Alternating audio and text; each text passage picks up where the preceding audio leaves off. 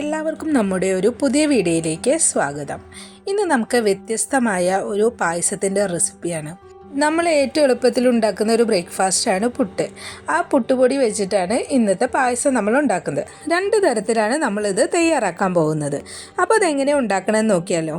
അതിന് വേണ്ടിയിട്ട് നമുക്ക് പുട്ടുപൊടിയാണ് ആവശ്യം. നല്ല തരിയുള്ള പുട്ടുപൊടി വേണം. നൈസായിട്ട് പൊടിച്ചിട്ടുള്ള പൊടി എടുക്കാൻ പറ്റില്ല കേട്ടോ. അപ്പോൾ ഇങ്ങനത്തെ പൊടി നമ്മളെ കയ്യിലില്ലെങ്കിൽ ഒരു 1/4 കപ്പ് അരി നമ്മൾ 2-3 മണിക്കൂർ ഒന്ന് സോക്ക് ചെയ്യാൻ വെക്കുക. അതിനുശേഷം അതിലത്തെ വെള്ളമൊക്കെ ഒന്ന് കളഞ്ഞിട്ട് ഫാനിൻ്റെ അടിയിലിട്ട് ഒന്ന് ഉണക്കി എടുക്കുക. എന്നിട്ട് മിക്സിയുടെ ചെറിയ ജാറിലിട്ടിട്ട് ഒന്ന് പൊടിച്ചെടുക്കുക. നല്ലോണം പൊടിഞ്ഞു പോകരുത്. ഏകദേശം നമ്മുടെ റവയൊക്കെ പോലെ ഇരിക്കണം. ഇങ്ങനെ നിങ്ങൾ പൊടിച്ചെടുത്താൽ മതി കേട്ടോ. ഇപ്പോൾ അതാ ഞാൻ 2.5 ടേബിൾ സ്പൂണോളം അരിപ്പൊടി എടുത്തിട്ടുണ്ട്. ഇനി 1/4 കപ്പ് പഞ്ചസാര കാരമലൈസ് ചെയ്തെടുത്തിട്ടുണ്ട്. അതിലേക്ക് 1/2 കപ്പ് വെള്ളം ഒഴിച്ചിട്ട് ഒന്നും കൂടി ഒന്ന് തിളപ്പിച്ചെടുക്കുന്നുണ്ട്. ഇപ്പോൾ ഇത് നന്നായിട്ട് മെൽട്ടായി വന്നിട്ടുണ്ട്. ഇനി നമുക്കിതിലേക്ക് 1/2 ലിറ്റർ പാൽ ഒഴിച്ചിട്ട് ഒന്ന് തിളപ്പിച്ചിട്ട് എടുക്കാം. ഇപ്പോൾ പാലൊന്ന് വെന്ത് വന്നിട്ടുണ്ട്. അതിലേക്ക് നമ്മൾ എടുത്തു വെച്ചിട്ടുള്ള പുട്ടുപൊടി ചേർക്കുക. എന്നിട്ട് നന്നായിട്ട് ഇളക്കിക്കൊണ്ടിരിക്കുക കേട്ടോ. ഇപ്പോൾ ഏകദേശം ഇത് വെന്ത് വന്നിട്ടുണ്ട്. ഇനി ഇതിലേക്ക് ആവശ്യത്തിനുള്ള മധുരം ചേർക്കണം. ഞാൻ 1/2 കപ്പ് പഞ്ചസാരയാണ് ചേർത്തിരിക്കുന്നത്.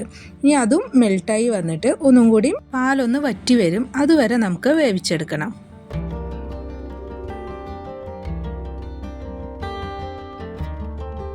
ഇപ്പോൾ പാലൊക്കെ വറ്റി വന്നിട്ടുണ്ട്. ഇനി ഇതിലേക്ക് 1/4 ടീസ്പൂൺ ഏലക്കാപ്പൊടിയും 1/4 ടീസ്പൂൺ ചുക്കുപൊടിയും ചേർത്തിട്ടുണ്ട്.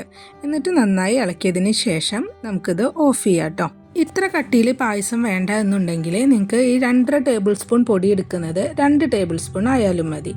നല്ല കുറുകി വരാൻ നിൽക്കരുത്. അതിനായിട്ട് മുന്നേ നമുക്കിത് ഓഫ് ചെയ്യണം.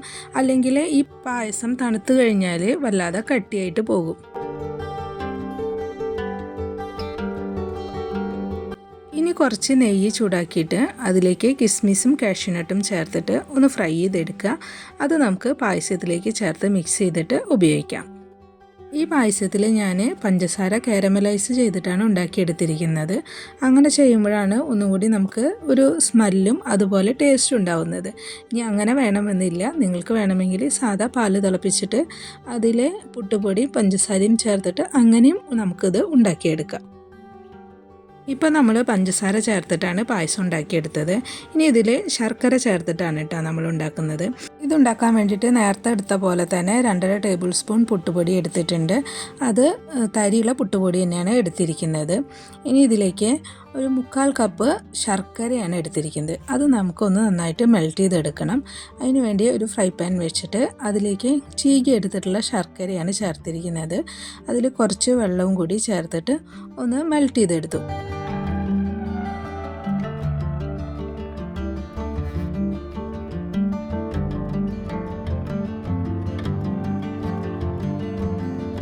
ഇനി ഇതൊന്ന് നമുക്ക് അരിച്ചെടുക്കണം. അല്ലെങ്കിൽ അതിൽ മണ്ണൊക്കെ ഉണ്ടായിരിക്കും കേട്ടോ. അപ്പോൾ നമുക്കിതിനി അരിച്ചെടുക്കാം.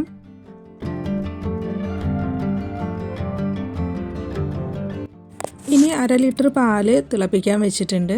അതൊന്ന് തിളച്ച് നന്നായിട്ട് ഒന്ന് വെന്ത് വരണം.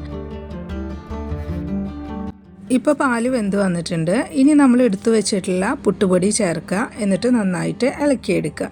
പെട്ടെന്ന് തന്നെ ഇത് വെന്ത് കിട്ടും. ഇപ്പോൾ ഏകദേശം അത് വെന്ത് വന്നിട്ടുണ്ട്. ഇനി നമുക്ക് ഇതിലേക്ക് നമ്മൾ നേരത്തെ മെൽറ്റ് ചെയ്ത് വെച്ചിട്ടുള്ള ശർക്കരയും കൂടിയും ചേർക്കണം.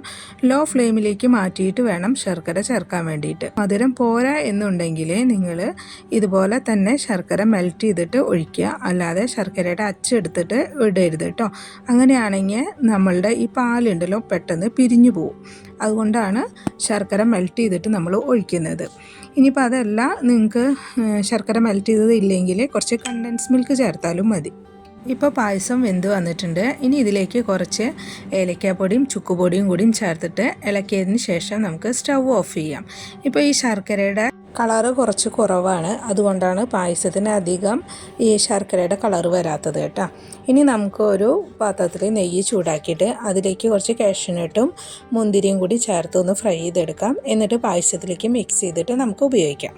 നല്ല ടേസ്റ്റിൽ വിശേഷ അവസരങ്ങളിലൊക്കെ വളരെ പെട്ടെന്ന് നമുക്ക് ഉണ്ടാക്കിയെടുക്കാൻ പറ്റുന്ന നല്ലൊരു പായസത്തിൻ്റെ റെസിപ്പിയാണ്.